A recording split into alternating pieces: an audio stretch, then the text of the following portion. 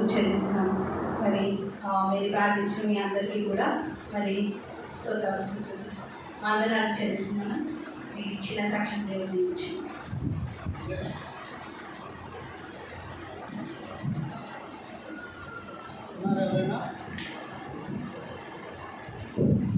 దేవుడు తన పరిశుద్ధ బట్టి వందనాలు చిన్న సాక్ష్యాలు పెట్టుగా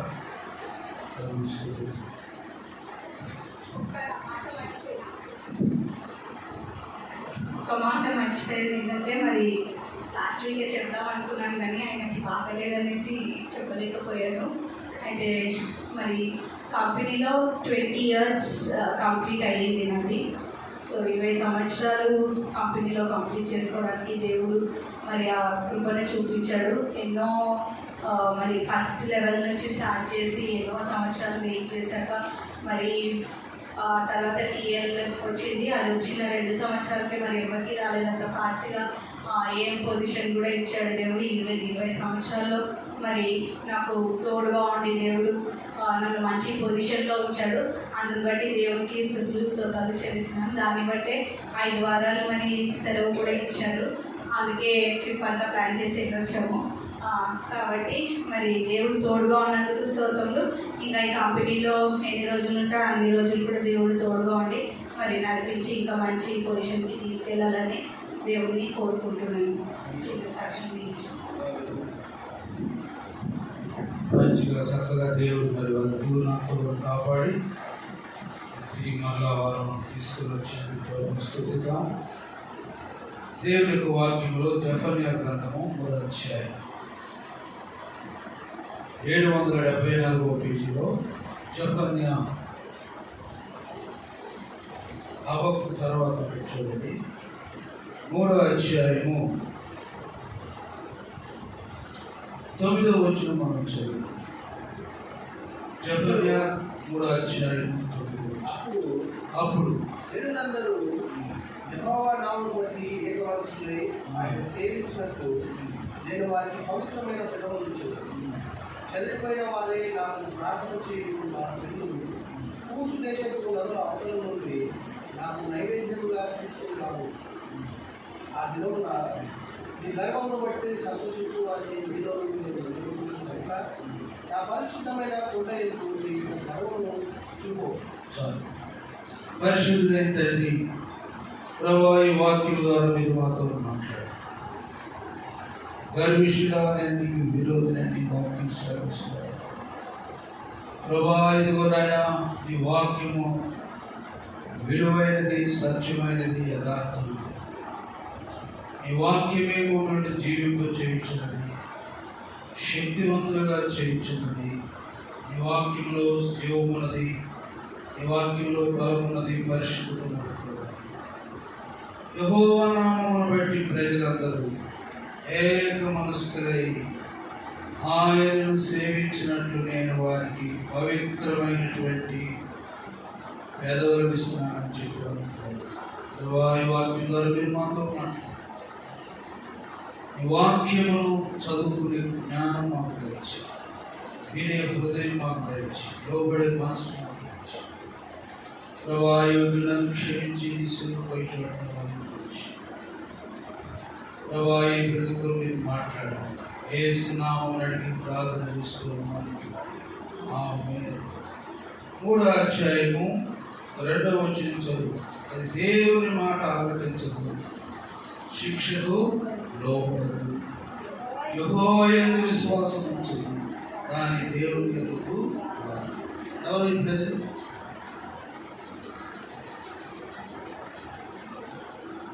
దేవుని మాట ఆలకించరా, దేవుని మాట ఆలకించు. చెప్తానే ఉంటారు, పాడతానే ఉంటారు, వింటానే ఉంటారు. చాలా మంది ఏమనుకున్నారంటే ఆదివారం ఆరాధన తిరునాళ్ళగా ఉన్నారు. అలా ఉంది, తిరునాళ్ళగా ఉందంటే ఏదో ఆదివారం కొద్దిసేపు వచ్చి కూర్చుని వెళ్ళిపోతే చాలా బాగుంటుంది. కాబట్టి ప్రియుల దగ్గర దేవుడు జెఫన్యా ప్రవక్త ద్వారా ఇశ్రాయేలు ప్రజలతో మాట్లాడుతూ ఉన్నారు. ముష్కరమైనది, భ్రష్టమైనది, అన్యాయం చేయనిది పట్టణంలోకి ఏంటది? శ్రమ. కాబట్టి ఇక్కడ ప్రజలు దేవుని మాట వినరాక సైతాన్ మాట బాగా ఎట్టారు. నిన్ను చెడగొట్టేవారు మాట వింటారు, నిన్ను భ్రష్టుడిగా చేసేవారి మాట వింటావు, కానీ దేవుని మాట నువ్వు వినవాలి.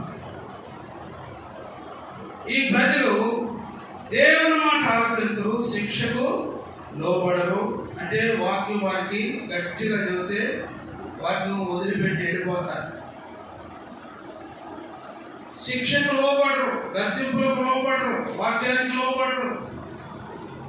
వారు ఎలాగ ఆశీర్వదించబడతారు?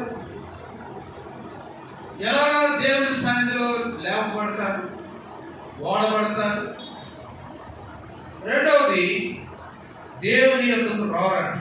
ఎవరి యొద్దకు రారు? దేవుని యొద్దకు రారు. దేవుని యొద్దకు రావాలంటే చాలా కష్టంగా ఉంటున్నాను. నేను మీటింగ్లో ఒక యవనస్తుడు సాక్షి చెబుతున్నాడు, దేవుని సన్నిధికి వెళ్ళాలంటే కూడా చాలా కష్టం. ఏదో కొంచెం భారం వాళ్ళ తల్లిదండ్రులు, లేకపోతే ఏదో బంధువులు, లేకపోతే స్నేహితులు భాష గారి దెబ్బ తట్టుకోలేకో వెళ్ళి కాసేపు కూర్చుంటాడే కానీ హృదయం ఎక్కడుంది? మత్తయి సువార్త 13వ అధ్యాయంలో రాతి నేలబడినటువంటి విత్తనాలు. మత్తయి సువార్త 13వ అధ్యాయము చూడండి. దేవుని యొద్దకు రాకపోతే ప్రియ సహోదరుడా, యవనస్తుడా, నువ్వు ఎక్కడికి వెళ్తావు? నీ జీవితంలో ఎక్కడికి వెళ్ళాలనుకుంటున్నావు నాకు తెలియదు. చూడండి, దేవుని యొక్క వాక్యంలో మత్తయి సువార్త 13వ అధ్యాయము 5వ వచనం, కొన్ని చాలా మనులేని రాత్రి పడిను, అక్కడ మనులు ఎదుగుగా లేనందున అవి వెంటనే మొలిచిన కానీ సూర్యుడు ఉదయించి సూర్యుడు ఉదయించినప్పుడు అది మాడి వేరు లేనందున ఎండిపోయిను. వేరు లేనందున ఎండిపోయిను. చూడండి, ఇది అదే అధ్యాయము, అదే 13వ అధ్యాయంలో విద్వాన్ని కూర్చిన ఉపమానం భావం వినండి. 19వ వచనం, ఎవడైనా రాజ్యమును కూర్చిన వాక్యము వినియు గ్రహింపుగా ఉండగా దుష్టుడు వచ్చి వారి హృదయంలో విత్తబడిన దాన్ని ఎత్తుకొని పోవు. చాలా మంది అనుకున్నాను, సంవత్సరాల నుంచి వాక్యం వింటున్నానండి, వాక్యం వింటున్నాను, చదువుతున్నాను, కానీ ఆ వాక్యము నీ హృదయంలో నిలిచుందా లేకపోతే పక్షుల చేతికి గ్రహించు. మందిరం దాటగానే నీ హృదయంలో అపవాది చోటు చేసుకున్న అపవాది అదే స్థానం అయిపోయిందన్నమాట. మందిరంలో ఉన్నంత వరకే పాటలో వాక్యం, మందిరం దాటితే నీ హృదయంలో ఏముందంటే అపవాదికి నీ హృదయంలో చోటిచ్చాడు. ఇక్కడ దేవునికి ఎవడైనా రాజ్యమును గూర్చి వాక్యమును విని గ్రహింపగి ఉండగా దుష్టుడు వచ్చి వాని హృదయంలో విత్తబడినటువంటి వాక్యము అంటే నీవు వినుచున్న వాక్యము. అమ్మాయి హృదయంలో నా వాక్యం ఉంచుకుంటాను అనుకుంటున్నావు, కానీ నీ హృదయంలో దేవుని దగ్గరకు వచ్చి నేర్చుకునే మనసు నీకు లేదు. దేవుని సన్నిధికి వచ్చి నేర్చుకునే మనసు నీకు లేదు. ఏదో కాలక్షేపం కోసం కాసేపు వచ్చి కూర్చుంటారు, వెళ్ళిపోతారు.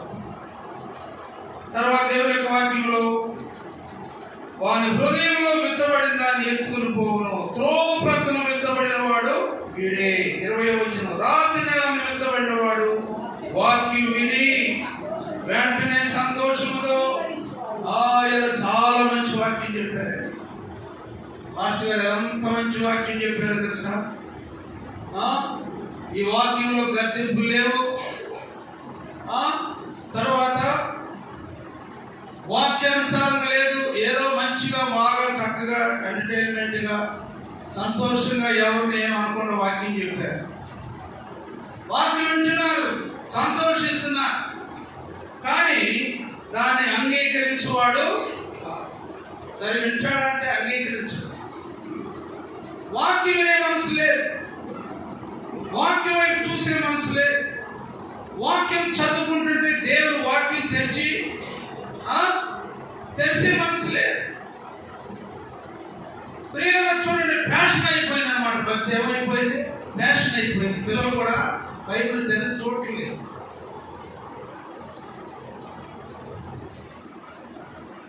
ఒక్కొక్కడు కిలో బియ్యం తింటాడు కానీ బైబిల్ మాత్రం ఎంతంత. అవన్నీ రద్దు చేయాలనుకున్నాను నేనైతే. మా కనుక పౌరిస్తే ఆ చిన్న ప్రింట్ మొత్తం రద్దు చేసేస్తాను. దానివల్ల నీకు కంటి చూపు పోతుంది, నీ భక్తిలో పర్సన పడిపోతుంది. కనీసం 3 కేజీలు 2 కేజీలు బైబిల్ ఉండాలి, పెద్దొచ్చు బైబిల్ ఉండాలి. ఒక ఇడ్లీ సరిపెట్టుకుంటావా, లేకపోతే ఒక స్పూన్ అన్నం సరిపెట్టుకుంటావా, ఒక చెంచా అన్నం సరిపెట్టుకుంటావా? అవి మాత్రం పెద్దవి కావాలి. దేవుని సన్నిధి, దేవుని వాక్యం చేతిలో మాత్రం ఫ్యాషన్ బైబిల్ కావాలి. అవన్నీ కూడా నీ భక్తి జీవితంలో నువ్వు ఎంత స్థాయిలో ఉన్నావో నువ్వు గుర్తు చేసుకోవచ్చు. ఇతరులు చూస్తే అర్థమైపోతుంది. ఎక్కడికైనా ప్రయాణాల్లో సూట్ కేసుల్లో లేకపోతే బ్యాగ్లో పెట్టుకెళ్ళొచ్చాము, కానీ దేవుని సన్నిధికి వచ్చినప్పుడు పెద్ద బైబిల్ తీసుకొచ్చుకోవాలి. చిన్న బైబిల్ తీసుకొని ఏదో తమాషాగా దేవుని సన్నిధిలో కనబడకూడదు. దేవుని వాక్యం మా సేవకులు మాకు అలాగ నేర్పారు.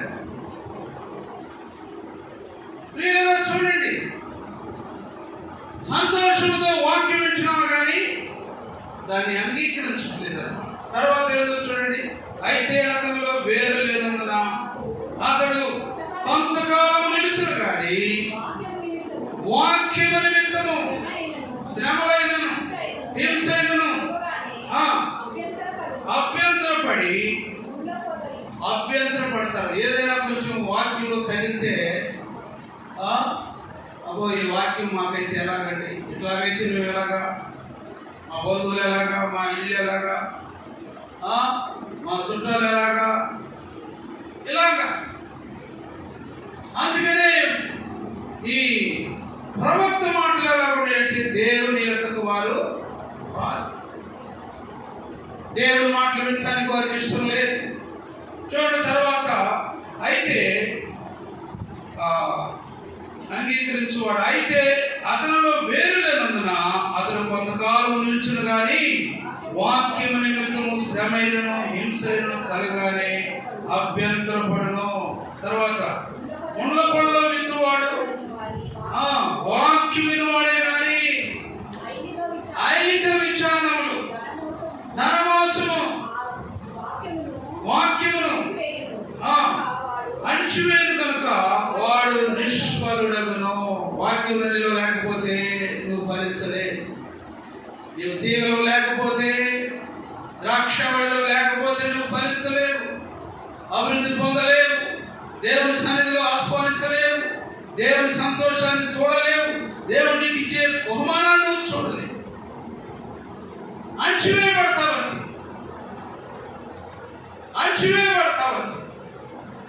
వాక్యంలో ఎదగలేవు, పాట పాడలేవు, వాక్యం చదవలేవు, నిలబడి సాక్ష్యం చెప్పలేవు. కారణం ఏంటంటే నీలో వాక్యము లేదు, అణిచివేయబడింది అన్నమాట, అణిచివేయబడింది. ఇక్కడ దేవుని వాక్యంలో మనం చదువుకున్నటువంటి భాగంలో జెఫన్యా 3వ అధ్యాయము, అది దేవుని మాట ఆలకించదు, దేవుని మాట ఆలకించదు, శిక్షకు లోబడదు, యెహోవా యందు విశ్వాసం ఉంచదు, దేవుని యొద్దకు రాదు. చదువు. దాని మధ్య దాని అధిపతులు గర్జన సింహములు, న్యాయాధిపతులు రాత్రి తిరుగులాడుచు తెల్లవారు వరకు ఏమీ మిగలకుండా ఎవరంటే వాళ్ళు నడిపించేవాడు, స్నేహితులు, వాళ్ళని అంచులు ఎవరంటే భక్షించే తోడే. నీ జీవితంలో సంతోషం ఎన్నడూ చూడలేదు. దేవుని ఎందుకు రాకపోతే, దేవునితో సహవాసం చేయకపోతే, దేవుని యొక్క వాక్యంలో ఇర్మియా గ్రంథము, దేవుని యొక్క వాక్యంలో చూడండి, ఇర్మియా గ్రంథము 22వ అధ్యాయము 29వ వచనం.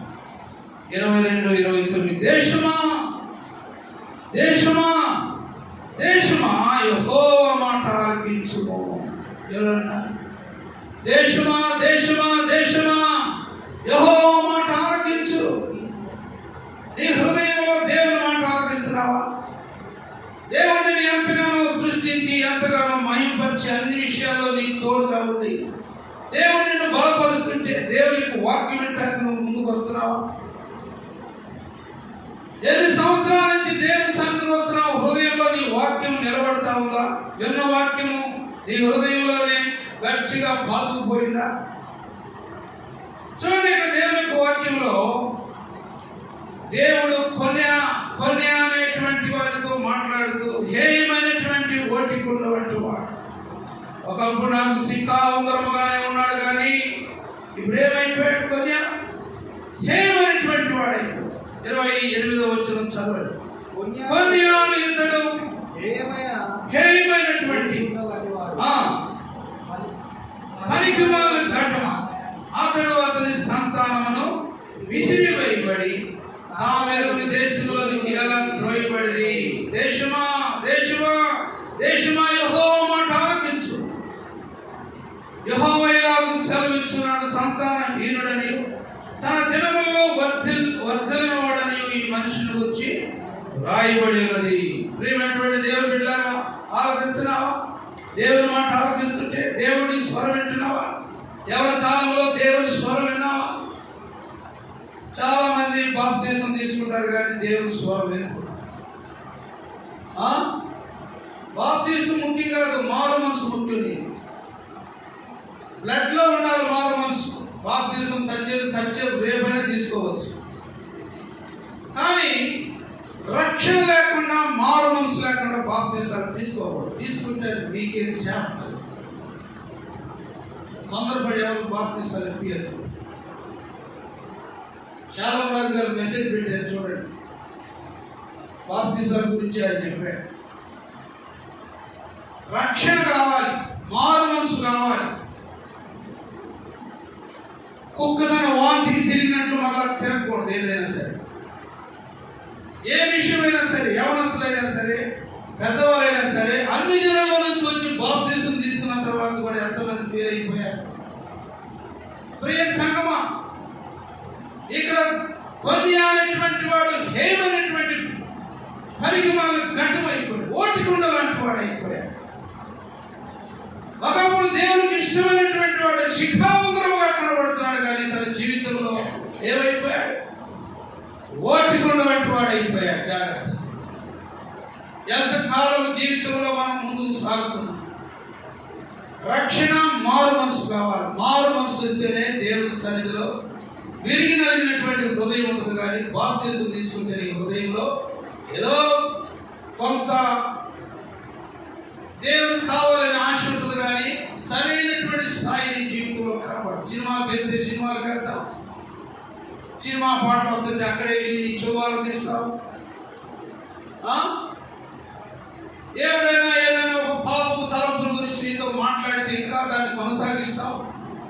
అదే బ్లడ్ లో మారు మనసు ఉంటే, నీ రక్తంలో మారు మనసు ఉంటే, అటన్నిటినీ నీ హృదయం, నీ చెవు ఆలకించదు అనమాట. ఆ చెవు ఆలకించే ఆ పొరలన్నీ కూడా ఇరిగిపోయి తీసేసాడు దేవుడు. పరస్త్రీని చూసినప్పుడు చూడకుండా ఉంటావు, పరపురుషుని చూసినప్పుడు చూడకుండా ఉంటావు. దేవుని ఎందుకు రాదు? దేవుని వాక్యం అంటే వారికి ఇష్టం లేదు. ప్రియమైనటువంటి దేవుని బిడ్డలు, చూడండి, ఇక్కడ వీరితో జెఫన్యా గ్రంథంలో దేవుడు మాట్లాడుతున్నాడు. వారికి నేను ఏక మనసు ఇస్తాను, ఏక హృదయం కలిగినటువంటి వారిగా ఉండాలి. చూడండి, జెఫన్యా గ్రంథం 3వ అధ్యాయం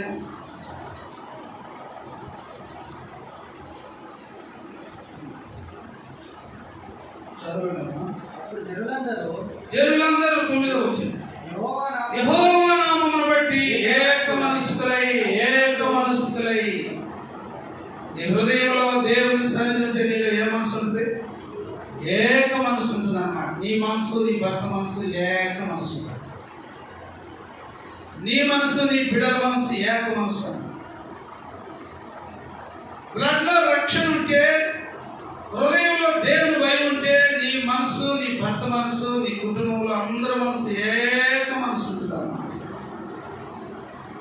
యెహోషువ ఏమన్నాడు? నేను నా ఇంటి వారిని యెహోవాను సేవించిన. అంటే ఏంటి? యెహోషువ కుటుంబంలో ఏ మనసు ఉంది? ఏక మనసు ఉంది. ఏకాత్మతో ప్రభువును స్తుతించే కుటుంబం అది. యెహోవా ఈ గృహానికి అధిపతి. అయ్యా శ్రీనివాస్ గారు మొహం కట్టుకొచ్చుకోండి. అలా నిద్రపోకూడదు. నిద్రపోతే దేవుడు నేను చెప్పే వాక్యం అంతా నీకు వెళ్ళలేవన్నమాట. వాక్యం చెప్పాలంటే ఎంతో ప్రార్థన చేసి కన్నీరు గార్చి ప్రభు సరే కూర్చొని నేను ప్రిపేర్ చేస్తాను. నిద్రపోతేరా పోకూడదు, నిద్రపోకూడదు. ప్రియులను గమనించండి, ఏక మనసు కావాలి.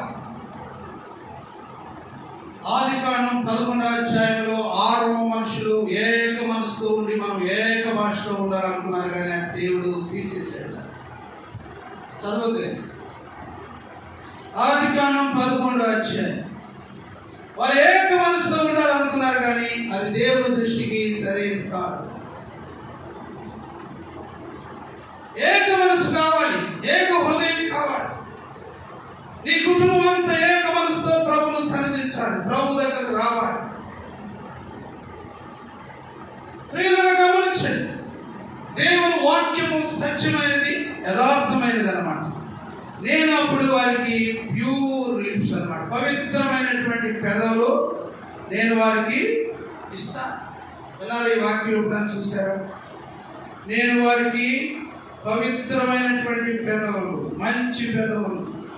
ఒకప్పుడు ప్రభు నెరకు ముందు బూతులు తిట్టావు, వారిని దుర్భాషలాడావు, భర్తను దుర్భాషలాడావు, ఇరుగు పొరుగు వారితో తగాదులు పెట్టుకొని నోటుకొచ్చినట్టు మాట్లాడావు. కానీ దేవుని దగ్గరకు వచ్చినప్పుడు ఏక మనసుతో నువ్వు ప్రార్థన చేసి ఏక మనసుతో ప్రభుని వెంబడించినప్పుడు, ఏక మనసుతో ప్రభువును వెంబడించినప్పుడు నేను వారికి పవిత్రమైనటువంటి పెదవులు నేను వారికి ఇస్తున్నాను. చదువు. అప్పుడు జనులందరూ యెహోవా నామమును బట్టి ఏక మనసులై నేను వారికి పవిత్రమైనటువంటి పెదవులు. ఎలాంటి పెదవులు? మంచి పెదవులు, ప్యూర్ లిప్స్, పవిత్రమైనటువంటి పెదవులు. నీ హృదయంలో పవిత్రత ఉంటే నీ పెదాలు కూడా ఏమంటే పవిత్రంగా ఉంటాయి. నీ ఆలోచన అంతా కూడా పవిత్రంగా పరిశుద్ధంగా ఉంటుంది అన్నమాట. తర్వాత దేవుని యొక్క వాక్యంలో మనం గమనించినట్లయితే ప్రియులారా, 1వ రాజులు 8వ అధ్యాయం 41 చదువు. ఏక మనసుతో ఏకాత్మతో వారు దేవుని సన్నిధికి రావాలని ఆశించారు. దేవుని వద్దకు రానటువంటి ప్రజలు దేవుని వాక్యం తర్వాత హృదయంలో సరి చేసుకుని దేవుని సన్నిధిలో మళ్ళీ తిరిగి వారి దగ్గరికి వస్తారు. ఏక మనసు ఉన్నటువంటి ప్రజలు, ఏకాత్మ ఉన్నటువంటి ప్రజలు. ఏకాత్మ ఏక మనసు ఉన్నప్పుడు నీ హృదయం, నీ కుటుంబం ఎంత ఆనందంగా ఉంటుందో తెలుసా? చదవండి 1వ రాజులు 8:41 లేదా? మరియు ఇశ్రాయేలీయుల గురించి ఈ జనుల సంబంధులు కానీ పరదేశులు ఈ నామమును బట్టి దూరదేశము నుండి వచ్చి ఈ ఘనమైన నామమును గూర్చి నీ ఘనమైనటువంటి నామమును గూర్చి నీ బాహుబలమును గూర్చి నీవు చాపిన గూర్చి ఎరుగుదరు. వారు వచ్చి ఈ మందిరము తిరిగి ప్రార్థన చేసిన ఎడల ఆకాశమందు నివాస స్థలమందు నీవు విని పరదేశులు నిన్ను వేడుకొని ప్రకారము సమస్తము అనుగ్రహించుము. అప్పుడు లోకములోని జనులందరూ నీ నామమును ఎరిగి ఇశ్రాయేలీయులకు జనుల వలనే నీ యందు భయభక్తులు కలిగి ఏక మనసు కలిగినటువంటి వారు వచ్చి ప్రార్థన చేస్తుంటే ఇక్కడ వారు దేవుని ప్రార్థన వాడు విని వారి ప్రార్థనకి జవాబిస్తారంట. ఏక మనసు కలిగినటువంటి వారు తర్వాత చదవండి యెహెజ్కేలు గ్రంథము 11-19 వచనం. యెహెజ్కేలు గ్రంథము 11 అధ్యాయము 19 వచనం చదవండి. దేవుని మాటలు మనం వినాలని ఆశపడుతున్నాడు. దేవుని సన్నిధికి రావాలని ఆశపడుతున్నాడు. దేవునితో మాట్లాడాలని, దేవునితో ఎన్కౌంటర్ చేయాలని నీ హృదయంలో ఏక మనసు ఉంటే, ఏకాత్మనిలో ఉంటే దేవుని యొక్క సన్నిధిని నువ్వు పొందుకోగలుగుతావు అమ్మా. దేవుని హృదయం నువ్వు పొందుకోగలుగుతావు. దేవుని ఆత్మతో నువ్వు ముందుకు సాగగలుగుతావు అన్నమాట. నా ప్రియ యేసు రాజా ఆదుకో నన్నెప్పుడు శోధనలో వేదనలో నిన్ను విడిపోనివ్వకు. శోధనలో వేదనలో నిన్ను విడిపోనివ్వకు. నా ప్రియ యేసు రాజా ఆదుకో నన్నెప్పుడు. చదవండి దేవుని యొక్క యెహెజ్కేలు గ్రంథము. వారు నా కట్టడలను నా విధులను అనుసరించి గైకొనున్నట్లు నేను వారి శరీరంలో నుండి దేవుని తీసివేసి రాతి గుండెని తీసివేసి వారికి మాంసపు గుండెని ఇస్తున్నాను. వారికి ఏక మనస్సు కలుగజేసి వారికి ఏక మనస్సు కలుగు చేసి వారిలో నూతన ఆత్మ పుట్టించి వారిలో నూతన ఆత్మ. ప్రియ సహోదరి సహోదరా, ఈ జీవితంలో రాత్రి ఉందని ఎప్పుడైనా గ్రహించావు? ప్రభు దగ్గరకు నిన్ను తీసుకుని వెళ్లకుండా, ప్రభు సన్నిధి నువ్వు చూడకుండా, ప్రభు వాగ్దానాలు వినబడకుండా, పొందకుండా నీ హృదయంలో ఏముంది? రాతి గుండు ఉందండి. చాలా మంది మనుషులు రాతి గుండెలు ఉంటాయి అనమాట. వాళ్ళ గుండె పెద్దది అంటారు, వాళ్ళ గుండెకాయ పెద్ద గుండెకాయ అంటారు. మన గుండెది గుండెకాయ ఇస్తే మన పిడికిడి అంటాం. కానీ వారి గుండె ఎలా ఉంటుందంటే కఠినమైపోతాను. దేవుని వాక్యం వినాలంటే వారికి ఇష్టం ఉండదు, వందనాలు చెప్పాలంటే ఇష్టం ఉండదు, ప్రభు సన్నిధికి టయానికి రావాలంటే వారికి ఇష్టం ఉండదు, వాక్యం చదువుకోవాలంటే వారికి ఇష్టం ఉండదు, కనీసం కొంత సమయం కూర్చొని ప్రార్థన చేయాలంటే వారికి ఇష్టం ఉండదు. వారిలో మాత్రం ఏం కనపడింది? పై పైన ఫ్యాషన్ కనపడింది. వేడి పొండు చూడు మేడిమయ్యుడు, పొట్ట విప్పి చూడు ఏముంది దాంట్లో? పురుగులు. భక్తి ఎలాగ మన జీవితాలు.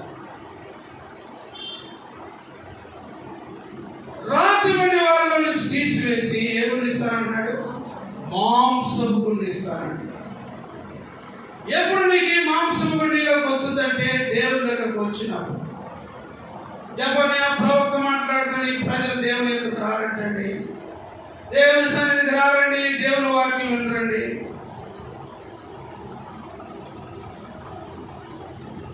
ఈ మధ్య ఒక సేవకుడు డిజిటల్ ఫోన్ పెద్ద ట్యాబ్ ఒకటి తీసుకొని బలిపీఠం మీద పెట్టుకొని బైబిల్ లేకుండా వాక్యం చదువుతుంటే ఏం జరిగిందో తెలుసా? కాలిపోయింది ట్యాబ్. బలిపీఠం మీద కాలిపోయింది. పరిశుద్ధ గ్రంథం అంటే పరిశుద్ధ గ్రంథం.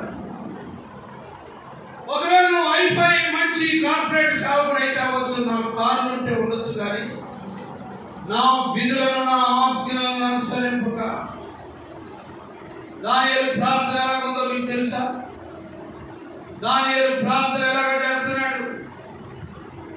దేవుని వాక్యం అంటే ఏదో ఆషామాష కాదు. ట్యాబ్లు ఎత్తుకుని వెళ్ళి కంప్యూటర్లు ఎత్తుకెళ్ళి వాక్యం చెప్పడం కాదు. అలా అలవాటైపోయారు ప్రజలు. కారు, ట్యాబు, ల్యాప్టాప్, నలుగురు పక్కన మనుషులు ఉంటే ఆయన పెద్ద బోధకుడు. జనాలకు అలా కనపడితే వాళ్ళకి చాలా సంతోషం. అబ్బా ఎంత మంచి చర్చిలో ఉన్నావు, నేరుగా నరకానికి వెళ్తావు. జాగ్రత్త.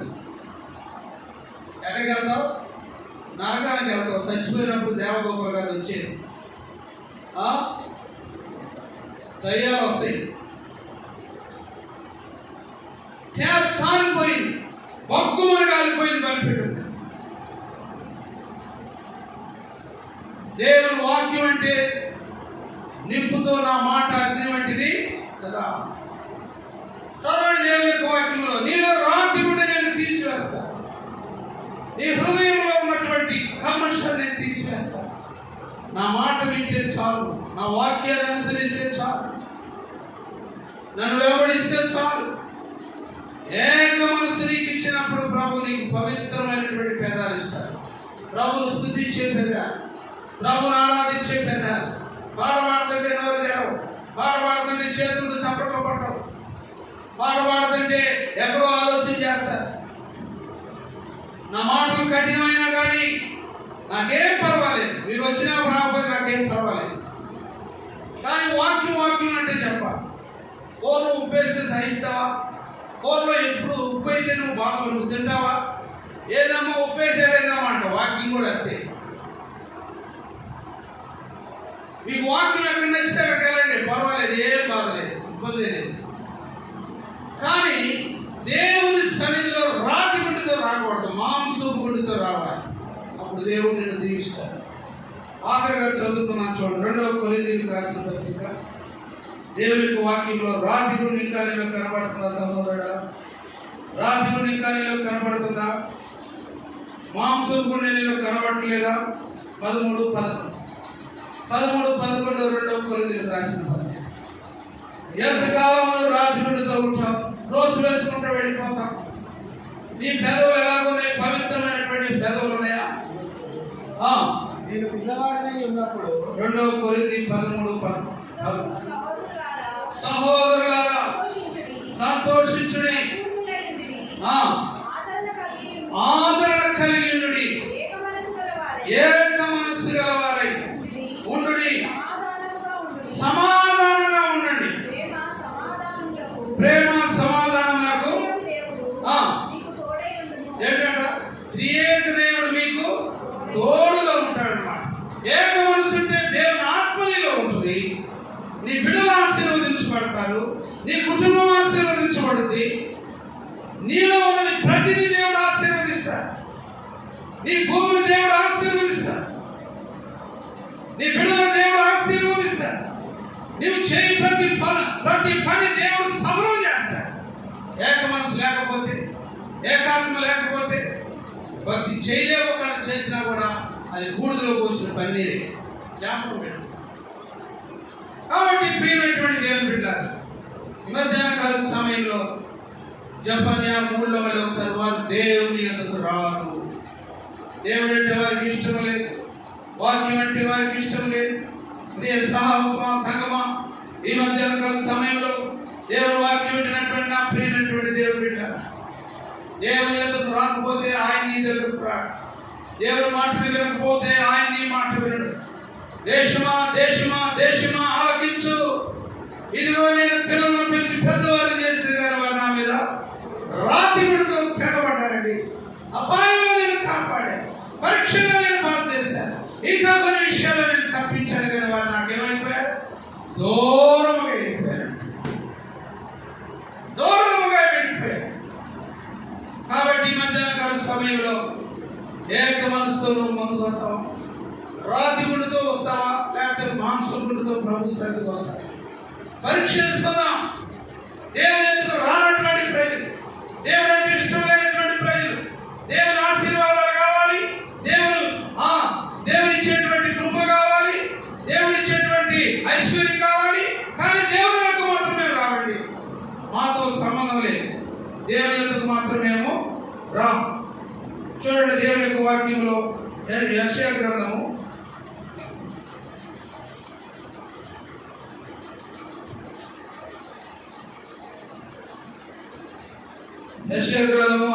11వ అధ్యాయము 5వ వచనం చదువుకుందాం. అతని నడుములకు నీతియు అతని తుండ్లకు సత్యము నడికట్టుగా ఉండను. తోడేలు గొర్రెపిల్ల యొద్ద నివాసము చేయును, చిరుతపులి మేకపిల్ల యొద్ద పండుకొనును. దూడయు కదమ సింహమును పెంచబడిన కోడియు కూడినట్లుగా బాలుడు వాటిని తోలును. ఆవులు ఎలుగులు కూడి మేయును, వాటి పిల్లలు ఒక చోటనే పండుకొనును. ఎద్దుమైనట్లు సింహము గద్దిమేయును, పాలు కూడుచు పిల్ల నాగు పాము పుట్ట యొద్ద ఆటలాడును. విడునాగు పుట్ట మీద పాలు విడిచిన పిల్ల తన చేయి చాచును. నా పరిశుద్ధ పర్వతమందు ఏ మృగమును హాని చేయదు, నాశనము చేయదు. ఇలా దేవుడిని అక్కడ ఒక సంతోషకరమైనటువంటి స్థాయిలో దేవుడు పెట్టబోతున్నాడు. ఇక దేవుని యొక్క వాక్యంలో తోడేలు గొర్రెపిల్ల వాటిద్దరికి అసలు ఎంత వైరమో తెలుసా? తోడేలు గొర్రెపిల్ల ఎప్పుడు దానికి గొర్రెపిల్లని మెడ కొరికి తీపడేస్తారు. కానీ దేవుని రాజ్యంలో అలా ఉంటారట. చిరుతపులి మేకల ఎదురు కొనుక్కుంటున్నాడు. విన్నారా ఈ మాట? చిరుతపులి మేకల దగ్గర కొనుక్కుంటుందా? అది కూడా చంపేస్తుంది. చూస్తున్నారు కదా మీరు ఎనిమల్ టీవీలో. తోడయు కొదమ సింహము పెంచబడిన కోడియు కూడినట్లుగా బాలుడు వాటిని తోలును.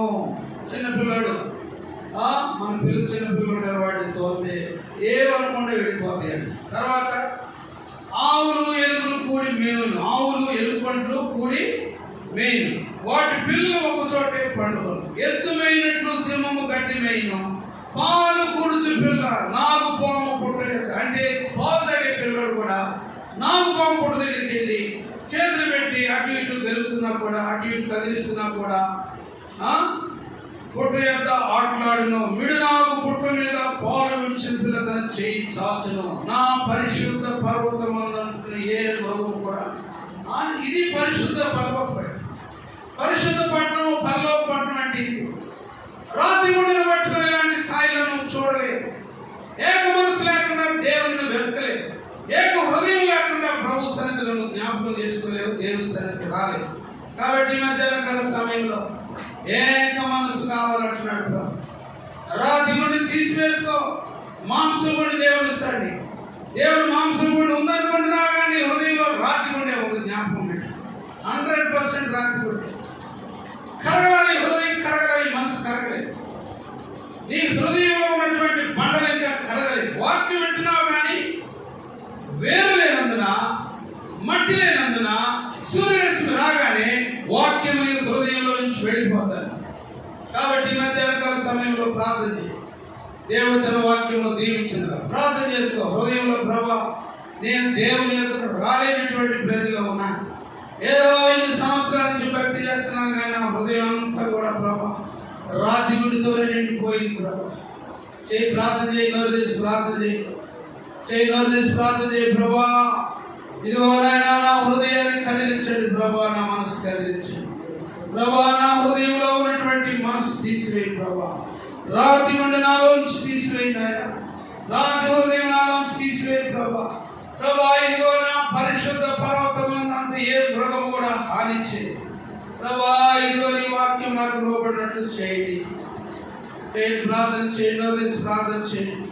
దేవా నన్ను కదిలించండి ప్రభా, నా హృదయాన్ని కదిలించండి ప్రభా. రక్షించబడ్డాను ఏదో తండ్రి అనుకుంటున్నాను కానీ నాలో ఇంకా రాత్రి హృదయం ఉంది ప్రభా. నన్ను కనికరించండి, సహాయం దయచేయి. ఈ సన్నిధి మాతో ఉంచి వాక్యానికి ముద్ర వేసి కరించే వాక్యం దయచేయి. యేసు నామమున అడిగి ప్రార్థన చేస్తూ ఉన్నాను తండ్రి. ఆమేన్, ఆమేన్. మరి దేవుని వాక్యంలో